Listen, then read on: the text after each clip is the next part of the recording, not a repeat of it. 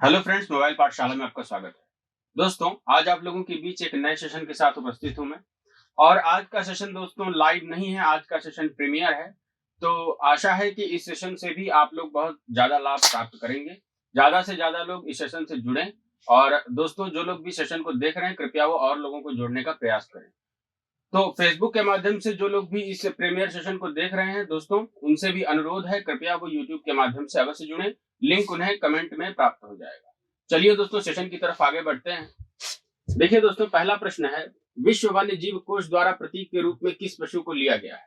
तो दोस्तों, विश्व वन्य जीव कोष द्वारा मतलब कि वर्ल्ड वाइल्ड लाइफ फंड द्वारा जायंट पांडा को, ठीक है, जायंट पांडा को लिया गया है प्रतीक चिन्ह के रूप में। ठीक है, चलिए आगे बढ़ते हैं दोस्तों। जल प्रदूषण निवारण और नियंत्रण अधिनियम कब बना? तो दोस्तों, जल प्रदूषण निवारण और नियंत्रण अधिनियम बना है सन 1974 में। चलिए आगे बढ़ते हैं दोस्तों अगले प्रश्न पे। नोकरेक राष्ट्रीय उद्यान कहाँ पे है? तो दोस्तों, नोकरेक राष्ट्रीय उद्यान के बारे में बताना है। नोकरेक राष्ट्रीय उद्यान आपका मेघालय में स्थित है। चलिए चौथे प्रश्न पर आ जाते हैं। अगस्त्यमलाई जैव मंडल आरक्षित क्षेत्र किस राज्य में है? तो दोस्तों, अगस्त्यमलाई जैव मंडल आरक्षित क्षेत्र आपका केरल व तमिलनाडु में क्रमशः स्थित है। और केरल में दोस्तों पेरियार राष्ट्रीय उद्यान भी है। तो याद रखिएगा इस तथ्य को। नदियों में जल प्रदूषण, दोस्तों नदियों में जल प्रदूषण हो जाता है। और दोस्तों उसे मापा जाता है कैसे? तो ऑक्सीजन की घुली हुई मात्रा को माप करके नदियों में जल प्रदूषण को मापने का काम होता है। तो देखिए दोस्तों, N2 यहाँ पे इसका मतलब होता है नाइट्रोजन, Cl2 होता है क्लोरीन, O3 होता है ओजोन। तो ऑक्सीजन में कंफ्यूज नहीं करेंगे, ऑक्सीजन O2 ही ऑक्सीजन होती है। ठीक है, तो नदियों में जल प्रदूषण ऑक्सीजन की घुली हुई मात्रा से मापा जाता है। चलिए, विश्व पर्यटन दिवस कब मनाया जाता है? दोस्तों, विश्व पर्यटन दिवस कब मनाया जाता है? 27 सितंबर के दिन, 27 सितंबर के दिन दोस्तों विश्व पर्यटन दिवस मनाया जाता है। ठीक है, और दोस्तों 16 सितंबर के दिन विश्व ओजोन दिवस मनाया जाता है। तो ये दोनों तथ्य याद रखेंगे। सितंबर में दो इंपॉर्टेंट डे पड़ते हैं जो कि ईवीएस के लिए अति महत्वपूर्ण है। पैन क्या है दोस्तों? पैन एक गौण प्रदूषक है। ठीक है, पैन एक गौण प्रदूषक है। तो एक तरह का केमिकल होता है पैन, वह एक गौण प्रदूषक होता है। मतलब कि इतना प्रदूषण नहीं करता, कम मात्रा में करता, लेकिन करता अवश्य है। केंद्रीय नियंत्रण प्रदूषण बोर्ड की स्थापना कब हुई? तो दोस्तों, इसकी स्थापना भी 1974 में हुई।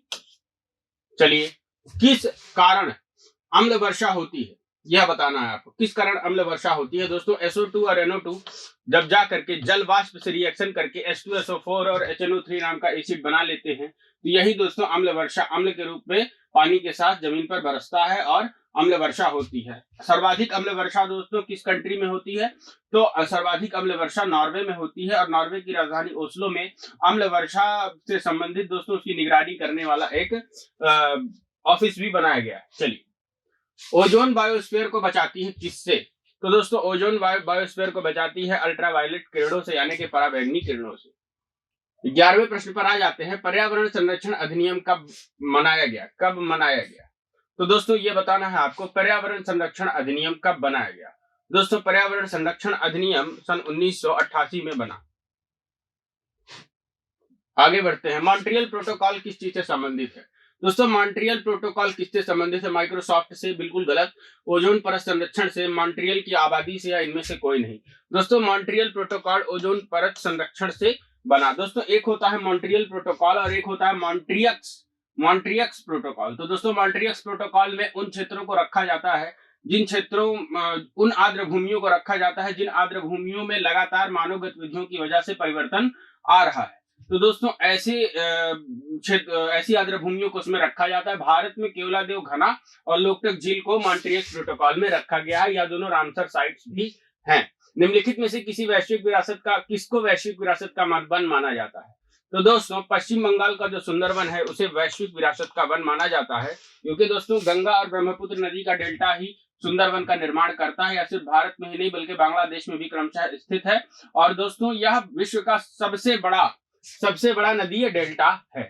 हमारे देश में वन महोत्सव कब मनाया जाता है? हमारे देश में दोस्तों वन महोत्सव कब मनाया जाता है? तो 1 जुलाई को मनाया जाता है। ठीक है, दुधवा राष्ट्रीय उद्यान उत्तर प्रदेश के किस जिले में है? दोस्तों, दुधवा राष्ट्रीय उद्यान उत्तर प्रदेश के लखीमपुर खीरी नामक जिले में स्थित है। और दोस्तों, यह भी पूछा जाएगा कि चंद्रप्रभा वाइल्ड लाइफ सेंचुरी कहां पर स्थित है? तो आप जवाब देंगे चंदौली में। चा से चंदौली, चा से चंद्रप्रभा। दुधवा दोस्तों कहाँ पे है? लखीमपुर खीरी में, जो कि एरिया वाइज उत्तर प्रदेश का सबसे बड़ा जिला है। चलिए, पेरियार राष्ट्रीय उद्यान किस राज्य में स्थित है? दोस्तों पेरियार राष्ट्रीय उद्यान किस राज्य में स्थित है यह बताना है, तो केरल में स्थित है। ठीक है, केरल में पेरियार राष्ट्रीय उद्यान स्थित है। केरल में पेरियार नदी भी स्थित है। केरल में दोस्तों कार्डमम पहाड़ियां भी है, और केरल में ही दोस्तों पश्चिमी घाट पर्वत श्रृंखला का बहुत बड़ा हिस्सा है। तो याद रखेंगे, मसालों का सबसे बड़ा उत्पादक केरल रही है, और केरल में केरल की राजधानी है तिरुवनंतपुरम। तिरुवनंतपुरम की जो मेयर है दोस्तों, वो पूरे भारत की सबसे यंग मेयर है। चलिए, प्रथम विश्व पर्यावरण दिवस कब मनाया गया? तो दोस्तों 1973 में प्रथम विश्व पर्यावरण दिवस मनाया गया। साथ ही साथ 1973 में ही दोस्तों प्रोजेक्ट टाइगर भी इंडिया में लॉन्च हुआ था। तो याद रखेंगे।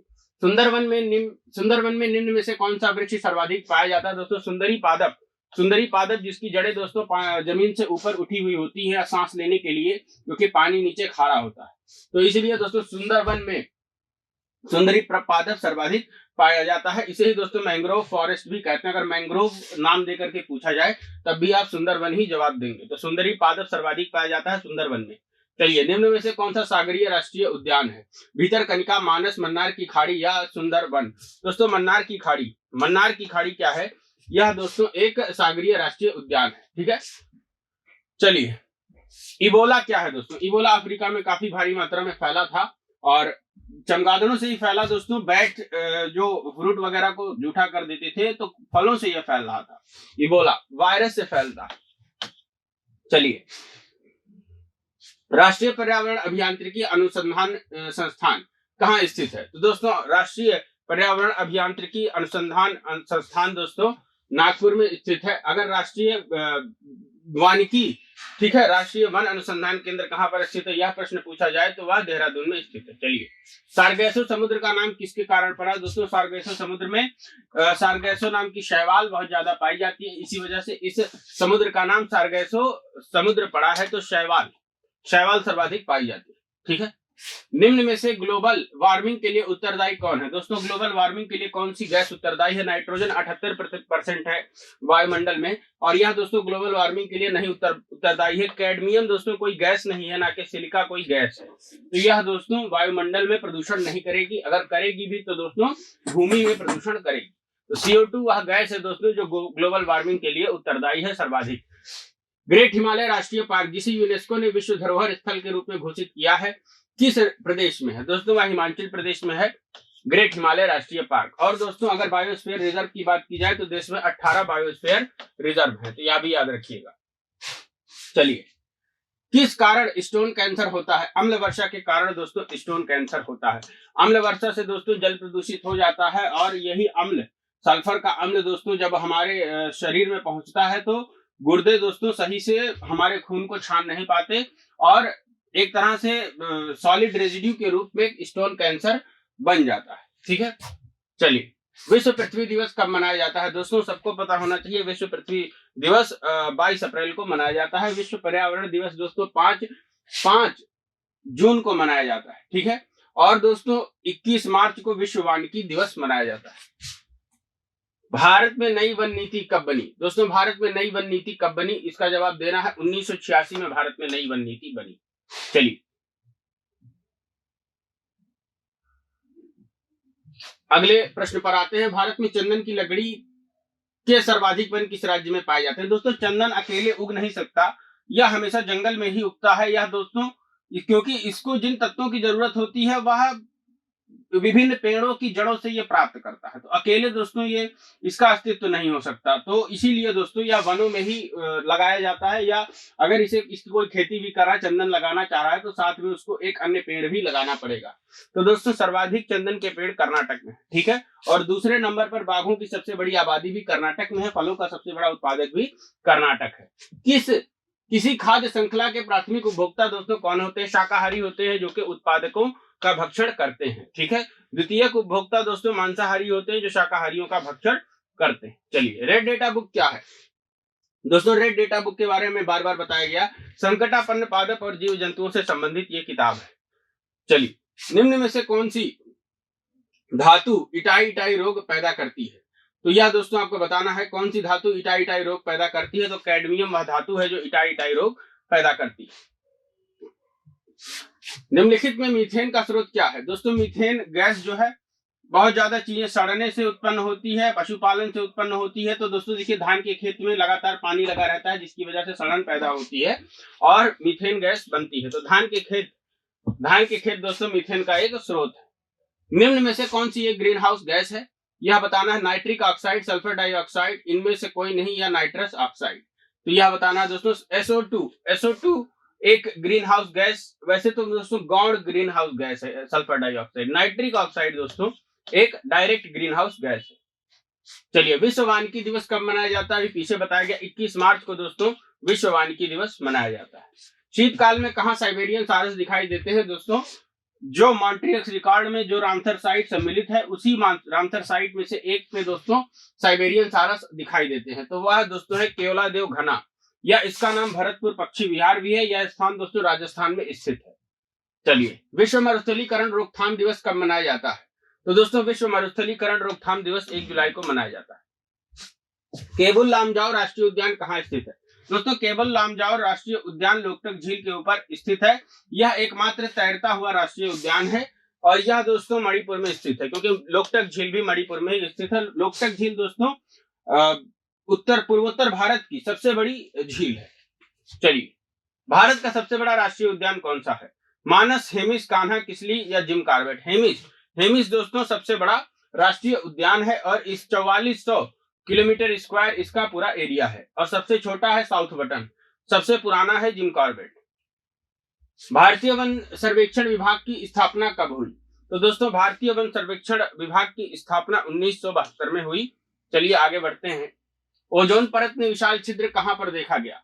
ओजोन परत में विशाल छिद्र कहां पर देखा गया है? दोस्तों भूमध्य रेखा के पास, बिल्कुल वहां पे छिद्र नहीं है। अंटार्कटिका के पास, इंडोनेशिया में दोस्तों अंटार्कटिका के पास ओजोन परत में विशाल छिद्र देखा गया। ठीक है। भारत में क्षेत्रफल की दृष्टि से सर्वाधिक वन किस राज्य में है? दोस्तों जिस राज्य में सर्वाधिक बाघ हैं उसी राज्य में दोस्तों सर्वाधिक वन भी हैं, और सर्वाधिक सागौन के वृक्षों की संख्या भी उसी राज्य में है। वह राज्य है दोस्तों मध्य प्रदेश, जिसे बाघ राज्य के नाम से भी जाना जाता है।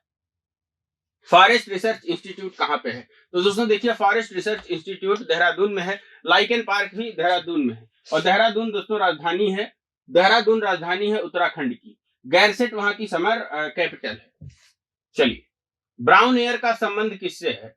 तो अम्लीय धुआं, प्रकाश रासायनिक धुआं, औद्योगिक धुआं या इनमें से कोई नहीं? दोस्तों प्रकाश रासायनिक धुआं ही ब्राउन एयर है। Indian institute of forest management कहां पे है? तो दोस्तों इसका जवाब देना है Indian institute of forest management है भोपाल में। ऐसे ही दोस्तों पीछे एक और सवाल आया था कि दोस्तों फॉरेस्ट से ही संबंधित था, दिखाते हैं आपको।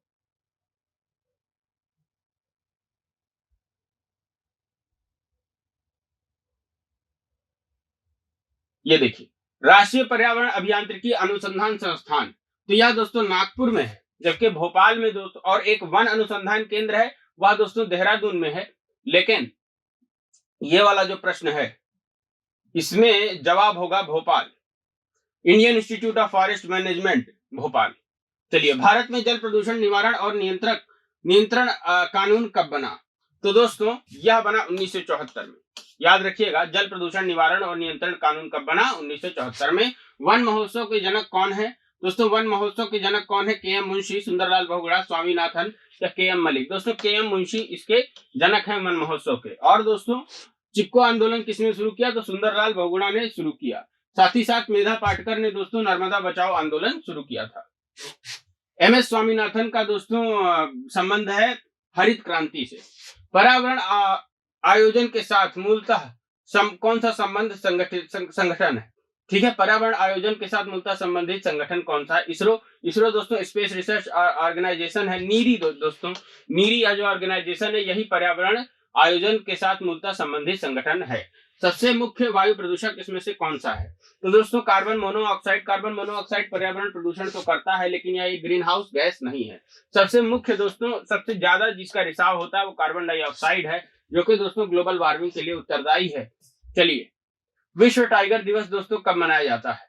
तो विश्व टाइगर दिवस दोस्तों 29 जुलाई, 1 जुलाई, 3 जुलाई या 5 जुलाई? 5 जुलाई को दोस्तों विश्व टाइगर दिवस मनाया जाता है। अंतिम प्रश्न, एक सींग वाले गैंडे के लिए कौन सा राष्ट्रीय उद्यान प्रसिद्ध है? तो दोस्तों सबको पता होगा गिर राष्ट्रीय उद्यान दोस्तों शेर के लिए, एशियाई शेर के लिए प्रसिद्ध है। जिम कॉर्बेट उद्यान दोस्तों उत्तराखंड में बाघ के लिए प्रसिद्ध है, गिर गुजरात में है। पन्ना भी दोस्तों बाघ के लिए प्रसिद्ध है और यह मध्य प्रदेश में है। काजीरंगा असम में है और यही दोस्तों एक सींग वाले गैंडे के लिए प्रसिद्ध है। तो दोस्तों 50 प्रश्न थे और इन्हें सॉल्व कराया गया। अगले सेशन में मैं आप लोगों के बीच उपस्थित होऊंगा निर्धारित समय पे। तो दोस्तों आज के लिए इतना ही। ऐसे वीडियो के साथ मैं आप लोगों के बीच आता रहूंगा। Please like, share and subscribe our channel. Thanks.